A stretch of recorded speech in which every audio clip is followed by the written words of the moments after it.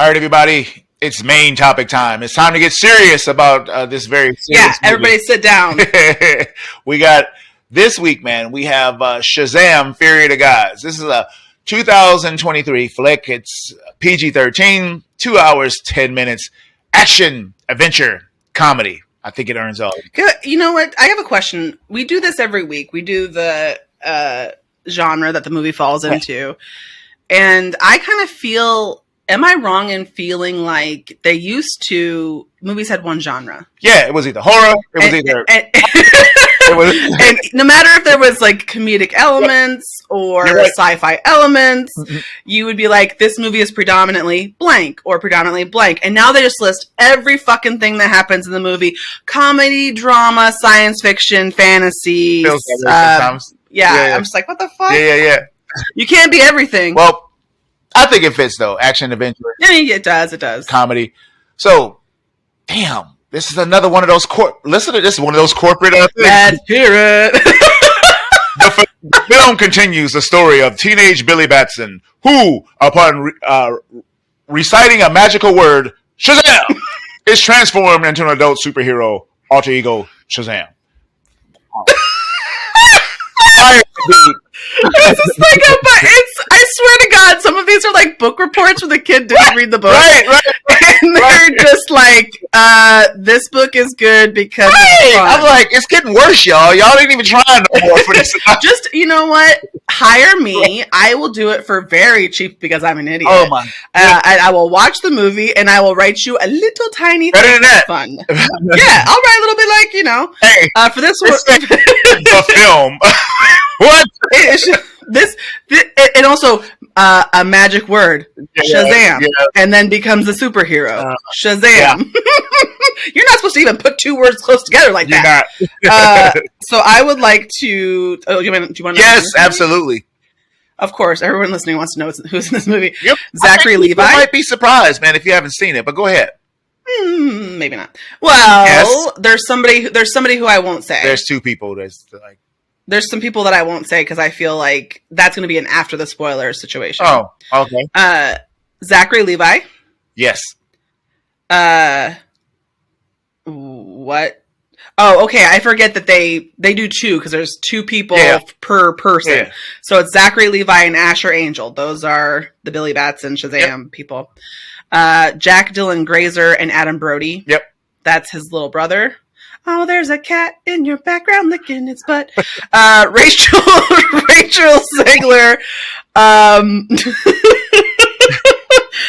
Grace Caroline Curry and Mary Bromfield. Ross Butler and Ian Chen.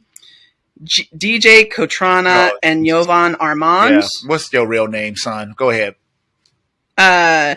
Megan Good and Faith Herman. Ooh, Megan Good. Oh, my goodness. I know you love Megan Good. And the thing about this movie is that she's very cute in it. Oh. She's very hot. Yeah, but she acts like a child, so it's really kind of gross. I feel gross the whole time. Oh, I didn't feel thinking that she's I'm like out of her sexiness being a little kid. I was like, oh, I can't even look at her as a sex symbol. She's right. You're just like, oh, you're just a child. Yep. But still very beautiful woman. Megan Good. Yeah. And Faith Herman. Yep. I always just said that. Fuck my life. Yep. Lucy Liu. Yeah. Jimon Hansu. Oh, he's in it. He's in it, and I loved him in this one. I thought he was so great. Helen Mirren, the irreplaceable Helen Mirren, is in Shazam: Fury of the Gods. Bucket Helen Mirren. Well, here she comes, and I think that she's kind of entered into her fuck it phase, where she not in acting. I think she always brings it, but I mean, like she's just like, sure, I'll do that. Why not? Yeah, I'll do that. Why not? All right, I'll be in the Fast and the Furious. Fuck it. Right. Who cares? Yeah. Anyways, that's where I'm going to stop. That's good. But yeah, the Lucy Liu Helen Mirren ads to me was like, wow, that I felt like those were like big gets. Yeah, I did too. Because I didn't even know that was Lucy Liu. I never paid attention in the. Certain things I also forgot in the trailer or whatever. The trailer, right. I knew when I saw her, I was like, "Oh, it's Lucy Liu," but like I don't remember that from the trailer, and I just don't remember. Is she in the trailer? I don't remember. You just see these women, and I couldn't even tell at the time in the trailer that was Helen Mirren. When the movie happened, I was like, "Oh shoot, that's so and so," So anyway, so before we take this any further, stop. Whoa. Ooh, that felt violent. So stupid. For my one word, I'm gonna say bland. Bland. Yeah. Explain.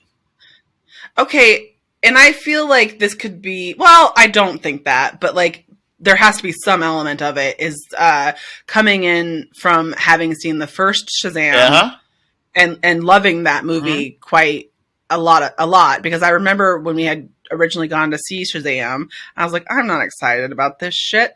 And then I saw it and I was like, fuck, it's so fun. It's so good.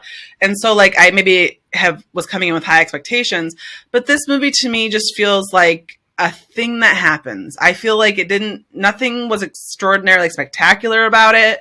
And honestly, I think one of the worst parts about this movie is that there's not even enough scope in the film to give Helen Mirren and Lucy Liu, who are two good actresses, Helen Mirren, a fantastic actress, room to like move. And I feel like Helen Mirren does a great job in this film, but she's not utilized enough. Do you know what I mean? Like it's a strange situation. And I want to hear what you think about this because I know that you probably you love Shazam the character. Yeah, I do, and I thought this movie it's difficult because one word. I know. I'm gonna say fun because when I watched this, I did have a lot of fun. I thought that the criticisms that I had heard were way too harsh, but you do make a point. It won't be all that memorable, but I don't know how deep of a dive they were going, for this film. Well, one thing that bothered me in my theater experience. First time this thing has happened to me in a long time, even in superhero movies. It was like I was in a goddamn Disney flick, and I'm talking about like Little Mermaid, kids everywhere talking, running through the goddamn aisles. I mean, I had a kid like next to me, like literally just slurping on air for like damn near an hour. So I was so annoyed because I was like, I get it. This is a superhero film. I get it. But it is still PG-13. But all these kids were like 6 and 5, and and I'm just like, it is PG-13. And then one of the things that happened in the film opens up was like, damn, they're all dead, and your kid just watched that. Whether if it was gratuitous violence or not, is that okay for your kid to be introduced to death like that? So it was just weird. Well, I guess so. Yeah, it was just weird. Well, okay. So let's hit the spoilers. But I have something to say about that. Let's go. One of the problems I had with this film is that it felt like it didn't know whether it wanted to be a children's movie or a movie for teens / adults who enjoy teen content. Okay. And the reason I feel that way is because the tone of the movie is very infantile a lot of the times. So you would think it's for children. And if I were to see this when I was a 6 or 7-year-old, I was more, my parents were kind of like, sure, watch whatever, which is weird because my mom is a helicopter parent, but we would watch these kind of movies that we probably weren't supposed to be watching, and I was fine with it. And I'm clearly well adjusted as an adult, but I kind of felt like the tone of the movie was like misleading because it did feel very fucking childish, but also with the intent of being somewhat of a PG-13 movie. And I was like, pick a fucking lane. And commit to it. That is a pretty good observation because, like, when I was speaking earlier, at the beginning of the movie, they're in that museum, and the people, walk in, and that museum got more juice going on a Saturday afternoon than any museum. Oh my god! What was it? Was it the Smithsonian or was it? Well, I guess it is. Is it? Were they in Philadelphia? They were. Yes, they were because that's where the. And I will say that this movie had Philadelphia looking better than I've ever seen it in my life. I ain't never. And they were hyping Philadelphia like nobody's business. Yeah, whatever. Anyway. And so this opening scene, yes, is it's cartoon violence, right? Because we don't, like you said, which I have discussed. Yeah, though. Yeah, when she breaks that one guy, I was to reassure you that there's no coming back. I'm like. And then I'm looking around the theater like I can't. Oh, I mean, there's a lot of little kids. We had little kids in our movie too. I used to go to Disney movies and be so annoyed because they just can't do it. You know what I'm saying? They're not prepared for sitting still for even an hour and 30 minutes. I had a little girl hanging over my head, like looking like, "What are y'all doing?" I'm like, "Get the fuck away from me!" You know what I'm saying? But so it was like that, and so that was didn't realize. I was like, "This must be really, really for kids." And then I checked the rating. I was like, "It's PG-13." But when you watch the film, yeah, it feels very PG, except for the somewhat cartoonish violence. There's cartoon violence in Looney Tunes. You know what I mean? Like, it's not. I'm not going to say that was bad for kids to see. There was a few naughty words, and I think that was what maybe pushed them over into the PG-13 territory. But they were dropped in a way that I felt was like a little bit like on serious. Like, you know what I mean? Like, you could have done without them, but you're trying to make me think it's a PG-13 movie. I think one of the things they get wrong with this series is that even Billy Batson in the comics and stuff, when he turns to Shazam, the kid, the kid kind of disappears, but his pure heart, and sense of optimism remains. But he's still, I won't say he's a serious, right? He's still an adult, but he still have those qualities that makes him better than Superman and better than a lot of other heroes. And with this, it's literally the same person. It's the kid in the bigger body. So but I will say, okay, that was another complaint I had about this movie. But before that, because this movie is PG-13, as we discussed about other PG-13 movies that I've watched with children in the audience, they showed a horror film trailer, and some kid 2 rows back from me said, "Well, I'm going to have nightmares." I heard him say that. And I was like, Jesus Christ, these kids shouldn't be in here. For real, man, because you're true. Look, there is a thing, parents, of shit being too young for your kids, man. It's just, if the cartoons they watch on TV and the Disney movies that's fully animated is like their jam, this is a big leap for some kids, man. Well, that's another thing that you'd have to consider, I think, would be that, like, maybe the movie that you're about to watch is perfectly acceptable for your child, even if it's rated PG-13. But the things that are associated with it, like the trailers, might be a little bit more spicy than you think they're going to be because they are made for a PG-13 film. The same kids were probably in Black Adam, who was just murdering everybody throughout the whole movie. Just slaying them all up. Just getting them, just violently wrecking everything. There's a lot of murder. I remember sitting in that movie like, God damn, there's a lot of murder. Everyone's dead. So watching this movie, I felt like maybe it was because in the first Shazam, the kids were younger. Okay. And so, like, the acting of the adults who are pretending to be kids. And it was only a little bit of it. You only got a little bit of it at the end, Yes, was fine. Yeah. But then, because there's so much more in this movie, it almost felt like some of the actors were acting the age of the children were in the last movie. And particularly, I found this jarring for the woman that was playing the college-aged girl. She was acting like... She's the same person when she 13 years old. Well, yeah, she was hanging with the little kids, and she's supposed to be... She was acting very... like she's out of college right now, really, if you think about it, to the last movie, so... Right, I mean, and then the Billy Batson character, he's aged quite a bit. And so, like, at 18, almost 18, you're not acting like a 14-year-old boy. There's a lot of growing that happens. And I'm not... There's a lot of immaturity that's still left there with a lot of 18. Yeah, of course. For sure. But, like, the way that he's talking in that opening scene where he's talking to the psychologist seems like a child is talking. And that's not the way that a 19-year-old boy would talk. And I also feel... I think he was 17, so... Well, whatever he was, I feel like it was different. I'll tell you who brought it in this movie. And that was Jack Grazer, man, who played Freddy. Oh, that kid is great. Yeah. I feel like he was great last time and great this time. And I feel like the kid who played Billy Batson, not so much. Well, you didn't get much of him, for sure.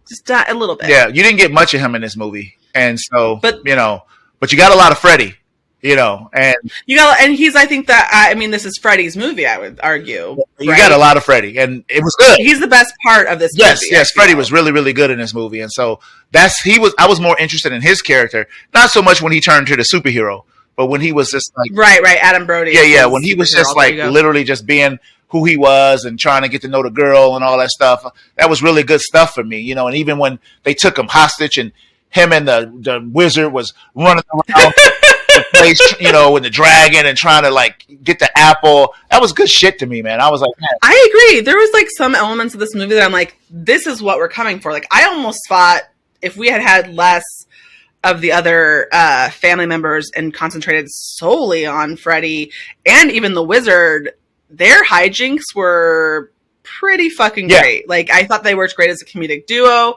and also just their scenes made sense to me. And that part of this movie's problem is some of the stuff that happens, I'm like, that doesn't really make a lot of sense. So, like, when you're watching this movie, okay, so the main plot of this movie is that the gods are trying to get back that staff that gives them the power, and they're also trying to get the seeds of life to the golden apple. I thought it was more than one apple. I didn't know it was just one, you know, I believe that the implication was that there was one remaining apple, and then you could get more apples, but you were going to need to plant the tree. Okay, that's what it was. Okay, that was the implication I understood. And so we have Helen Mirren, who is the oldest sister of these three sisters. Pretty effing ruthless to begin with, but then that kind of changes in the movie. Yeah. She does have a turn, which I think that's good movie making. You have people who turn. I had no problem with that. I mean? No problem with that. She was the menace to me in the beginning. I was like, whoa, you know. But the one thing that was confusing to me about this movie is that, like, all that the implied tone of the first movie, or like even the plot of the first half of the movie, is that they want these things and they're going to do them in their own realm. Yeah, which, like, fuck it, then let them do it. I'm confused as to why you even give a shit. Like, I like, why were they not wanting them to take the staff, take the apple, and get back into your realm? When they started fucking around with them, that's when they were like, okay, we're going to come back out here, put the apple in your ground. Now what? Well, that's what the Lucy Liu character decided to do. And perhaps, you know, they had I was thinking that eventually they would just run amok and do all kind of stuff and interfere with everything. But yeah, can we talk? Can you just get your little stuff back and just leave us alone and don't try to take over the universe? But maybe that's their thing, is taking over the universe. Maybe that's well, I think there's another problem with this movie is that, like, there's the whole, it doesn't really seem like it because it's a very cartoonish movie, is that there's the idea of the gods, their relationship to human beings, and what their responsibilities are and what they've lost in the distance. It's not discussed very well in this movie because the movie doesn't have nuance. That's the problem, is that the movie is very much like bad, good, bad guys do this, good guys do this. This is how children act. This is how adults act. And that's part of my problem with this movie, is being just kind of like, but I'm going to disagree with you with that, because you got the Helen Mirren character, who clearly had a shift that was not good or evil, but just, you know, her plight was her point of view, and that revealed itself at the end when she decided to help and stop the one sister. And the other sister, who was not good or bad. You know, basically you had one sister, the Chaos sister, who was really at the core the bad, but in the beginning, from their point of view, they were the villains. So I really like that. Yeah, I mean, I think that is correct, but I think it's done in a very much uncomplicated way that makes you go like, oh, okay. And like, when you're watching it, there is, even amongst bad characters, there's nuance, and that's not given to Lucy Liu in any way. She's just bad. And a lot of the things that we learn about our characters in this film actually is done through spoken exposition, which is a hallmark of being a stink show. Like, if you have to tell me, like, oh, this, and this is how this happens. This, and this is how this happens. No, I mean, I don't believe in the terminology show, don't tell. There's obviously times when you tell and times when you show. It's like a marriage of both. It's when you go too heavy-handed with one or the other that is a problem. And I think this movie goes a little bit too hard with, like, verbal exposition, especially with, like, so Helen Mirren is here and she's doing a great job, but she's also telling us a lot of, like, we're mad because our father's dead. Like, okay, or you're reminding they ripped the magic away from them, right? And that part was because of the death. That's how it was accomplished. And then, like, you're reminding me of Hades, which is like a very kind of throwaway line that's delivered in this movie, but has a lot of implications for the character of Lucy Liu. And then it's just kind of like, and the movie is so long. Like, as far as like, I was fine with it. I know that a lot of people are just like, okay, but here's the problem with superhero movies. I'm not saying I necessarily have superhero fatigue. It's just that they are very one-note movies, because the plot of any superhero story is that good guys win. That's the plot. And so if you want to sell me on something that is that singular, one note, you're going to have to really fucking bring it. And that's hard for a movie that isn't a one note movie. People could argue, well, genres are the same. Like, well, then all science fiction movies are the same. No, superhero is not a genre. It is like a type of thing that's happening within a genre. Like I would say science fiction, or you could do a horror superhero movie. But what I'm saying is that if you want me in this one note type of situation to be like, this is a good film, you're going to have to try really hard or really blow it out of the water. And this movie doesn't only not do that, it kind of just sails right along thinking, okay, I would agree with you with that. I will say a couple things about this movie that stood out to me. One, Freddie was phenomenal. Two, Helen Mirren's presence. I don't give a damn how a person might feel about it. Great. She was perfect in this movie. I mean, I like the big armor she was wearing because we know she's a little dainty person. So is Lucy Liu. Neither one of them are like big gals. Yeah, they're very but little. They look good in that armor and stuff like that. Daejeon, how tiny is the third sister to be compared? Because they are both tiny. Right, she has to be about like 4'11". So, what's his name? Daejeon Hansu. I'm so glad he got an opportunity to play his role and be funny and do his thing. And he's so funny. And I think that like the movie kind of like shies away, I feel like, from some of its best parts. Those are in there. And I think they're like, okay, but this is our background shit. No, let's bring it to the foreground, because even in this movie, there's an implication that Shazam is not the most important part. I mean, he is at the end. He kind of rediscovers his, family, but also I have the power within me to be Shazam on my own. Yeah. That was kind of his rediscovery movie. But I am giving this movie more grace by saying that to you, because I don't think the movie communicated it that well. Do you know what I mean? So, like, I'm just saying, but, like, I want to talk about, so we get to the part where Lucy Liu plants the golden apple, and we get, like, a kind of, it within the dome that's been erected. All the monsters and stuff pop out. Monsters. Yeah. Which wasn't bad. I would have liked to have seen like more of the battles, like one-on-one superhero battles with the monsters and stuff like that. Yeah, the worst thing in the movie that happens was Taste the Rainbow, the Skittles commercial. Oh my God, Montego! I honestly was the first time they said it, I was upset, and then they fucking said it again. So obviously, Skittles must have paid. Oh, you don't get a call out without paying to be in the movie, which I mean. Fucking fine, I guess. But like, that's the kind of commercialism shit that happens in movies like this, where like, I'm not saying that movies that have existed in the past are actually it does. And so I'm like, you are more concerned with your commercialism than you are with your filmmaking, and that bothers me. But also that whole thing with the unicorns, like, if that is the monster's biggest enemy, why do they also come from the same place as the monster? They came from the same place, and here's the other problem. Is that we didn't even see them do nothing when they got there, you know? Yeah, well, they stabbed one, and they didn't even, and that wasn't even what stopped. Right. They implied that's what would stop the monsters. That is not what stopped the monsters. He just defeated them all, and they all turned into dust. But also, how did that little girl know where the egg was going to hatch with a? Yeah, that was the baddest thing written in this film. Weirdest plot. But I will still say that Megan Good, I thought she brought it. She made. She does I think she's the best. Girl, man. I was like, wow. As of all the Shazams, she was good. Even above Zachary Levi, she is the best Shazam. She acts like that little girl to a T. Right? Like, it's almost like they're the same person, and it's real. She does a really good job. And I can no longer see her in that uniform because you're like, oh, she's a child. One more thing. Okay. The mother, Rosa Vasquez. Mm-hmm. Hot as hell. Okay, that's. Oh yeah, she's very hot.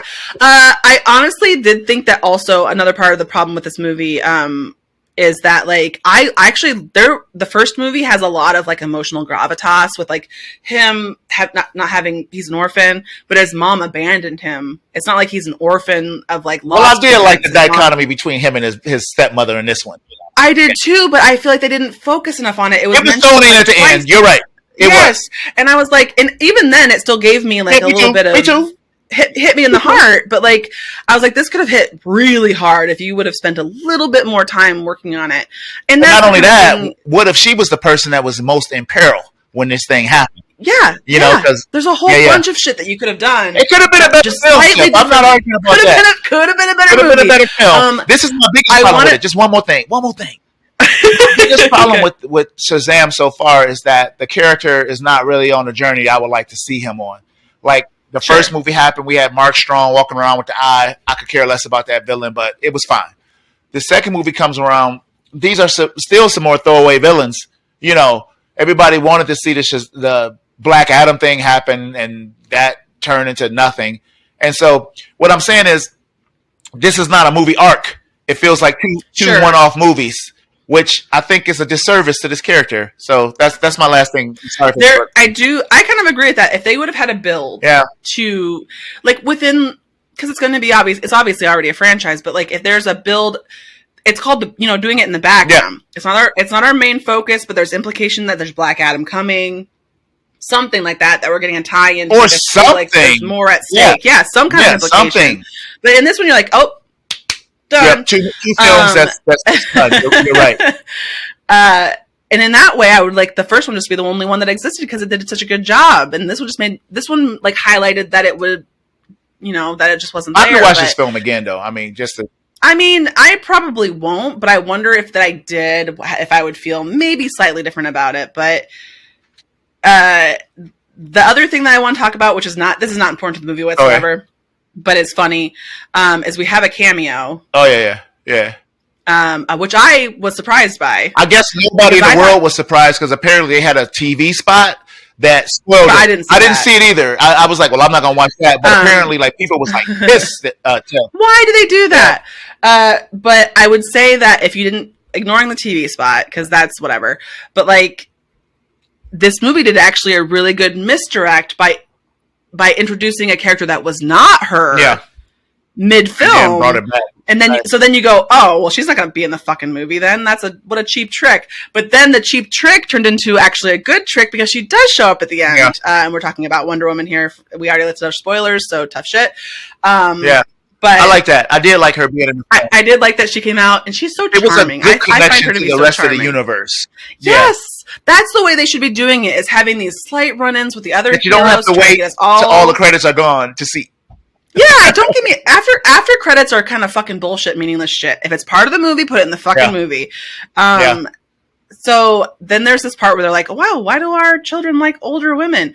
Yeah, your teenage son banging around with a 6,000-year-old person is still gross. Like, I mean, like, it doesn't stop.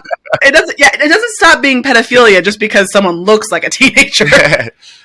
You know what I mean? Like, I was like, not a fan. She was kind of hot for her age. Well, she's in real life. She's a teenager. In real life, she fits the mold of this person's dynamic. But I guess it's like, you know, if you commit a sex crime between the ages of 20 and 100, you're terrible. I was also but after that, Edward Cullen, fucking this girl is. I was so surprised that the bullies were still whooping his ass though.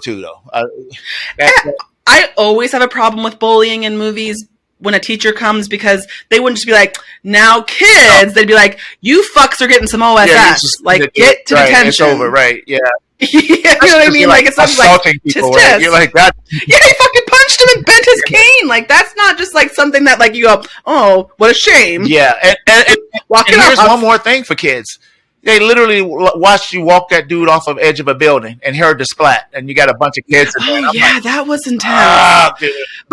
But again, that's that fucking walking the PG-13 line where they're like, here's something that happens, but we're not showing it, so we can get away and also imply. It's just like it's there. It's there, Jack. It's like, whoa.